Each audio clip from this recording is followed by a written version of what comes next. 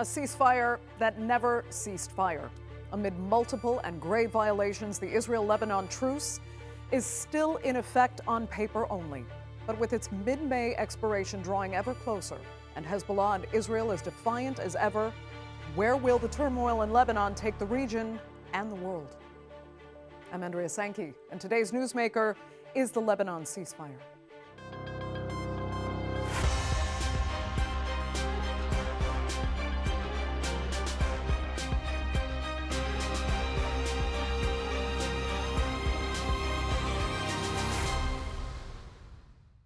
A U.S.-backed ceasefire between Israel and Lebanon has largely failed to bring any real peace to the south of the country. So much so that the U.S. is reportedly asking Israel to keep its strikes surgical rather than indiscriminately knocking down buildings and harming civilians. We'll remember Israeli action in Lebanon proved a huge obstacle to reaching an agreement between the U.S. and Iran and Pakistan. And now the ceasefire, agreed in the wake of the Islamabad talks, has not only been violated multiple times, it's also set to expire. Here's a look. A ceasefire in place, but on the ground, it is rapidly deteriorating. Israeli strikes are continuing across southern Lebanon, with civilians, journalists, and emergency workers among those killed, despite a supposed truce. Rescue teams have been targeted while responding to earlier attacks, strikes that breach the ceasefire and raise serious questions under international law. Lebanon's Prime Minister has condemned the attack on rescue workers as a war crime, accusing Israel of targeting civilians. But Israel insists it is acting in self-defense. Israel has no territorial ambitions in Lebanon. Our presence in the areas by our northern border serves one purpose: protecting our citizens. But the strikes have not stopped, and neither has the response. Hezbollah says it is retaliating against repeated violations and shows no sign of stepping back. We will continue our defensive resistance in defense of Lebanon and its people. We will not return to the pyramid second status quo. We will respond to Israeli aggression and confront it. No matter how much the enemy threatens, we will not back down, we will not bow down, and we will not be defeated. On the ground, entire regions are being leveled, raising concerns over a buffer zone taking shape across southern Lebanon. At the same time, Hezbollah is adapting, using drones to keep operating under continued Israeli strikes. How these strikes are being carried out is under increasing international scrutiny. Their impact on civilians is becoming more visible on the ground, with more than 1.2 million people in Lebanon expected to face acute hunger. In many of the Israeli strikes, no warnings or no reasonably effective warnings were given, preventing many civilians from evacuating safely. Israel's vaguely communicated blanket evacuation warnings and displacement orders, covering almost 14% of Lebanon's territory, have led to the displacement of over 1 million people, according to the Lebanese authorities. Even Israel's closest ally is now urging restraint. According to Axios, US President Donald Trump called on Israel to keep its actions surgical and avoid a broader escalation. And inside Lebanon, the ceasefire is exposing a deeper divide. President Joseph Aoun is pushing for direct talks with Israel, while Hezbollah rejects negotiations and demands Israeli withdrawal, the release of detainees, and the return of displaced communities. The group has also accused the government of rushing into what it sees as a humiliating concession and rejects calls to disarm, framing them as an attempt to criminalize the resistance. My family is ready to give everything we have for the sake of this path. We make sacrifices so we can live with dignity. Only blood can bring this road to life, not ink, not paper, or compromises. Hezbollah also remains tied to a wider regional dynamic, maintaining close alignment with Iran, with its officials crediting Tehran for its role in shaping negotiations. Amid a fragile peace, the complexities of the conflict continue to unfold. As the landscape shifts, hopes for a lasting resolution seem increasingly distant, leaving a lingering sense of uncertainty and fear among the population. Well, joining me now to look further at what's happening in Lebanon, as well as the future of the ceasefire, are from Beirut, Middle East Bureau Chief for the Los Angeles Times, Nabih Bulos. From Tel Aviv, political analyst and contributor to Haaretz, Akiva Eldar. And from Washington, former U.S. Secret Service officer and current Sergeant at Arms of the Maryland Republican Party, Barry Donadio. Thanks all so much for being with me. A ceasefire is supposed to mean the cessation of the conflict, at least temporarily, and it has been anything but that. So, Nabih, from your position inside Lebanon, how bad has it been? Well, so as the titles show, it really is a ceasefire that never was. The fact of the matter is, yes, Beirut is now safe, which is to say that you are not seeing bombings in Beirut or its suburbs right now. At the same time, in the south of the country, there are still there are attacks happening every day. There are strikes. There are certainly clashes happening every day as well. And we're seeing also wide-scale demolitions of many, many villages and towns in the south. So really, for, I suppose, half of the country, right, there is no ceasefire, right? That really is the key point here. Now, at the same time, the fact of the matter is that people, of course, are feeling very, very desperate and disappointed across the country, right? Although areas like Beirut are quieter, right, there still is a feeling of dread and a feeling of unknown. Yeah. It really is a terrible time. I want to ask you a little bit later about the kind of, social unity of the country right now and how that's being disrupted by what's happening in the South. But let me turn to Akiva, because it's an easy sell to the Israeli public when they're told that they're fighting an existential threat from Iran-backed Hezbollah on their border. But when rescue workers and journalists are being killed, while Israeli soldiers themselves are now testifying to looting and stealing by their own colleagues, with private contractors destroying homes, does that change the equation at all? Are Israelis themselves disturbed? Well, if you watch the Israeli newspapers, you read the newspapers, or you watch the Israeli mainstream television, what you get is that the Israelis are the victims. Every day you can see a mayor of one of the communities in the north complaining that the ceasefire is fake.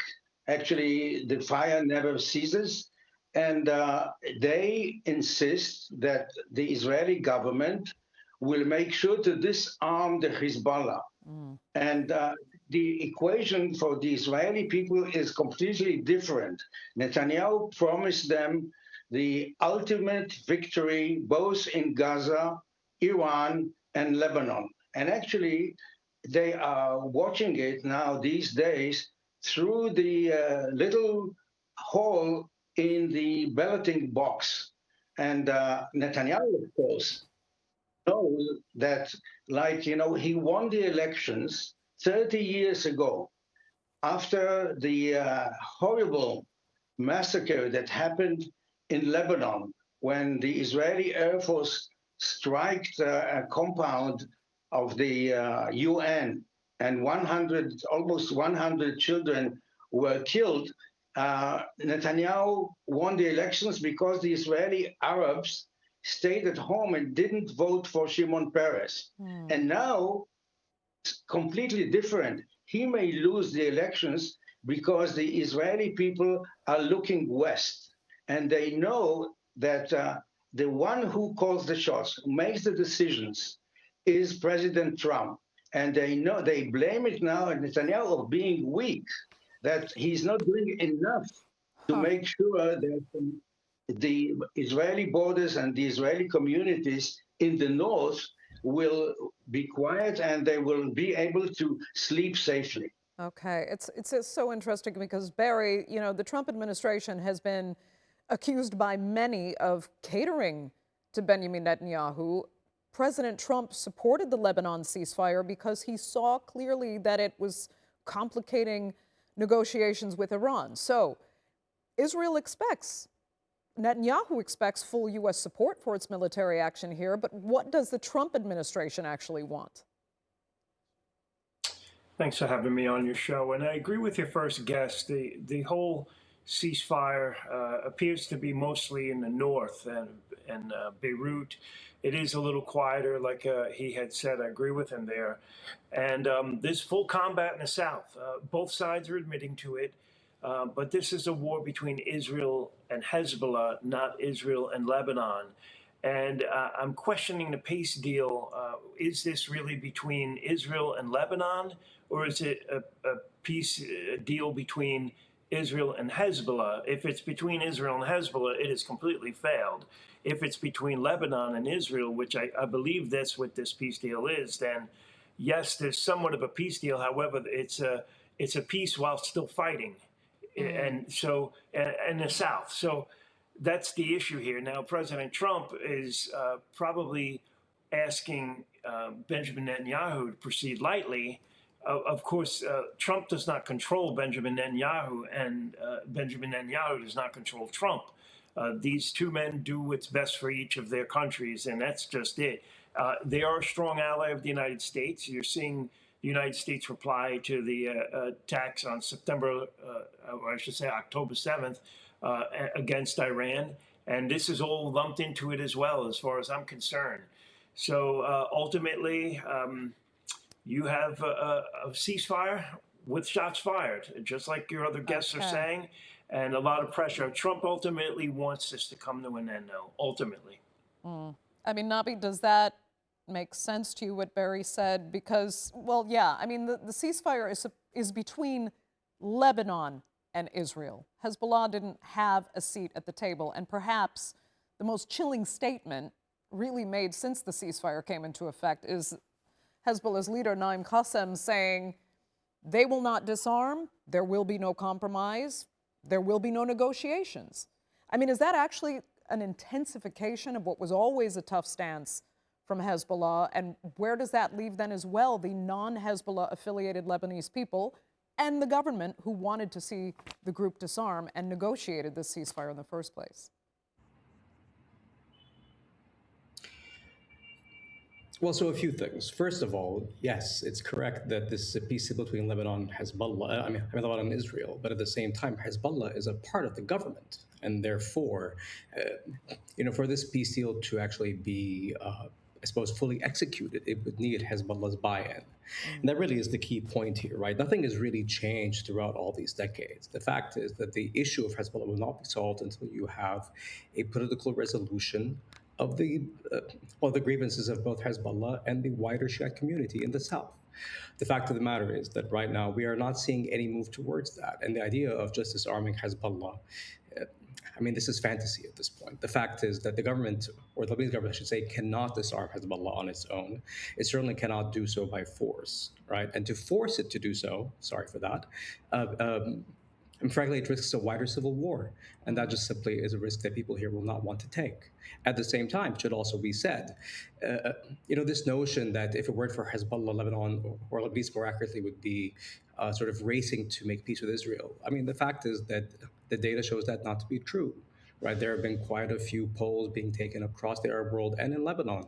And right now, with the situation as it is, there is no appetite for a peace deal with Israel. There's an appetite for a ceasefire, and a real one, right? Not one where we just see a unilateral ceasefire, perhaps, or a somewhat modified pace of killings, right, on both sides.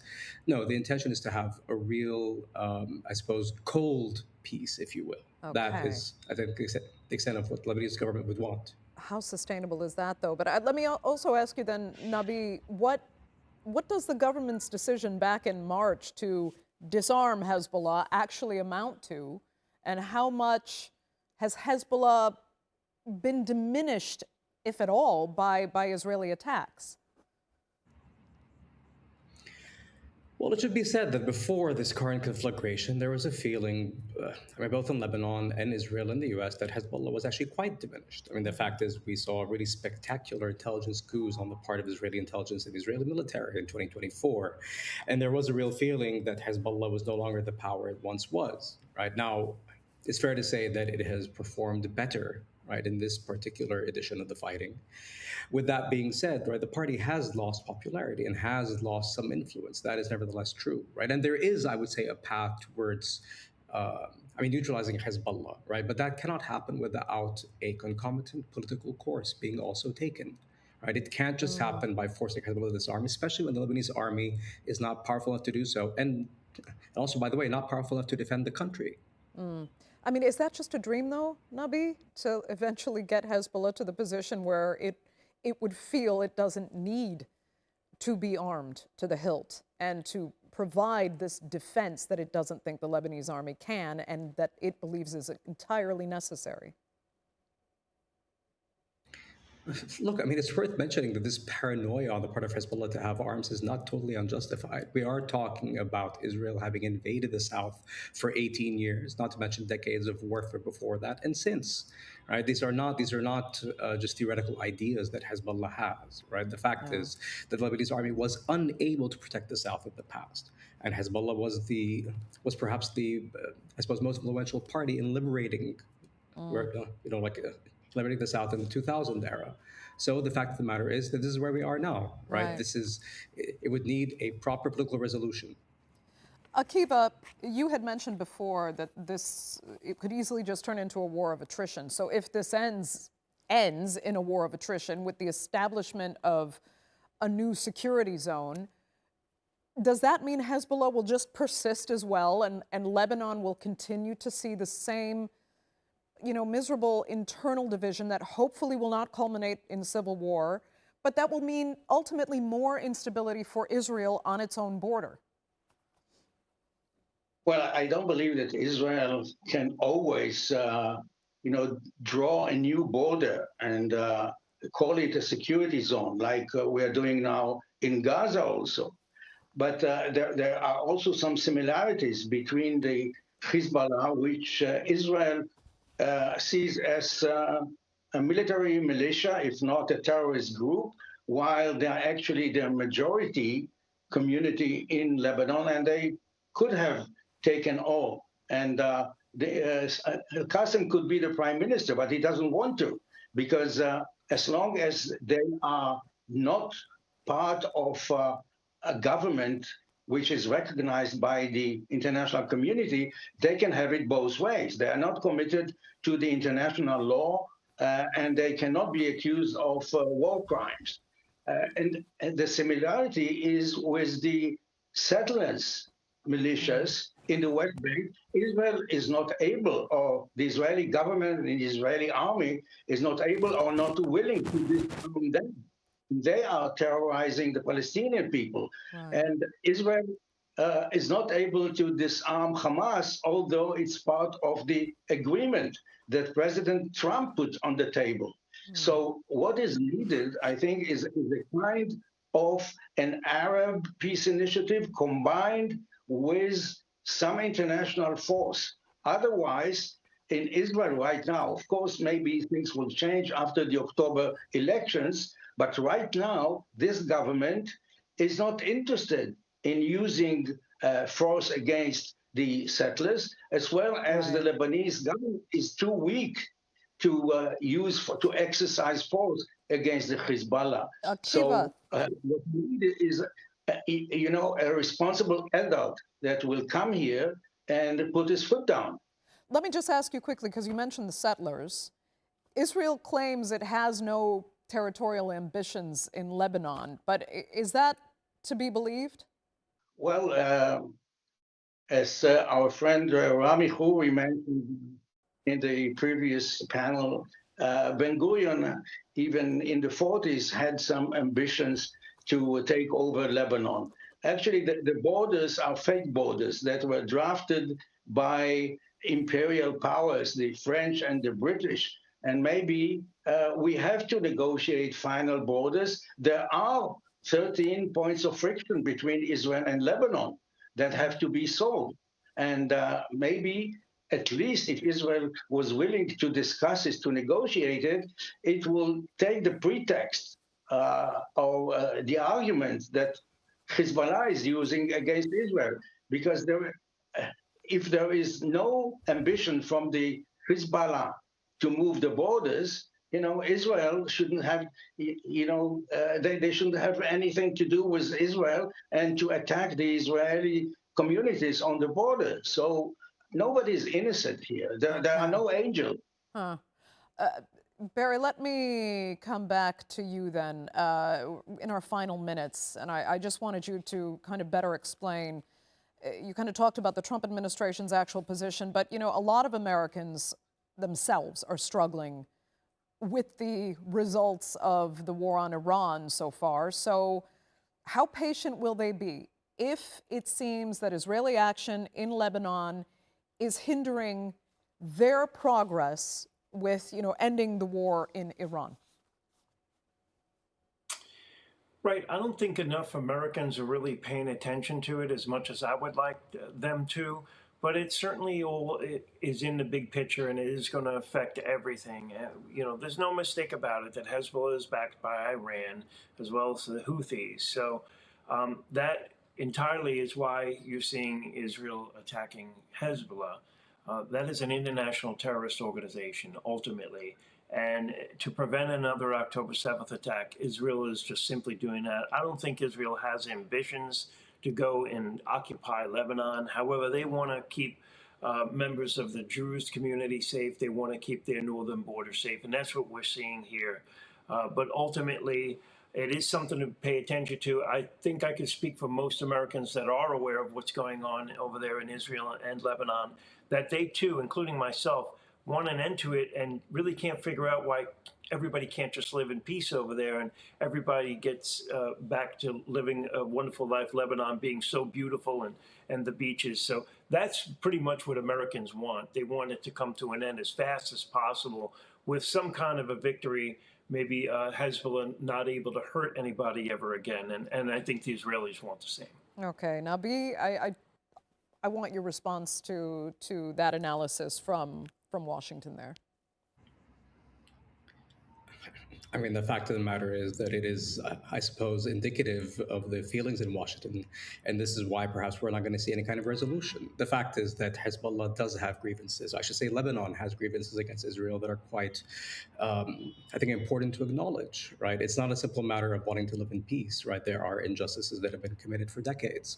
And the difference is, I suppose, is that whereas the Israeli military is actually aiding and protecting settlers, Lebanese army, has not been doing this with Hezbollah. And Hezbollah, I mean, its fight was a matter of taking back all of the South, right? And there are still, as you said, points of friction with Israel, but those are mostly, I would say, violations by Israel, right, against Lebanon. It should also be said that before this was happening, before this current conflagration, you had 15 months where Hezbollah did not respond, and yet we saw, and this is by the UN's count, about 13,000 violations of the ceasefire. Right. I mean, the fact of the matter is that, if we are talking about the notion of Hezbollah disarming, it would need to have a step-by-step, and I should say reciprocal situation between Israel and Lebanon. And so far, we've seen no appetite for that. Okay. Akiva, just your final thoughts then on where all of this between Israel and Lebanon leaves the war on Iran and any agreement that could be negotiated between Washington and Tehran. I think this is the most important issue that you just touched, Andrea. The conflict as well as the ceasefire are a byproduct of the conflict, the big one, between the United States and I disagree with our colleague from Washington. Netanyahu has a lot to do with dragging President Trump into this war. And now both of them are stuck.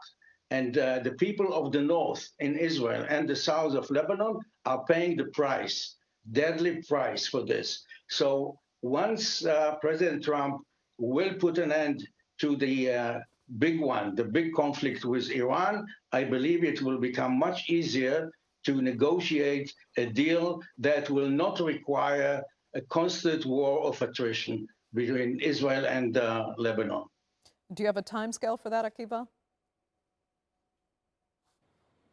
That it won't take more than 6 months after the Israeli elections. There will be a partner to reach a deal both with Iran and with Lebanon. This government is not interested as long as there is a conflict over there, there is an enemy. Netanyahu has his best time because there is no need to proceed with his trial, and maybe even there is no need for elections. Okay, that will have to be the final word for this edition of the Newsmakers. I'd like to sincerely thank all three of my panelists so much for being with us, and our viewers for joining us as well. Remember, you can follow us on social media, and do be sure to subscribe to our YouTube channel. I'm Andrea Sankey. We'll see you next time.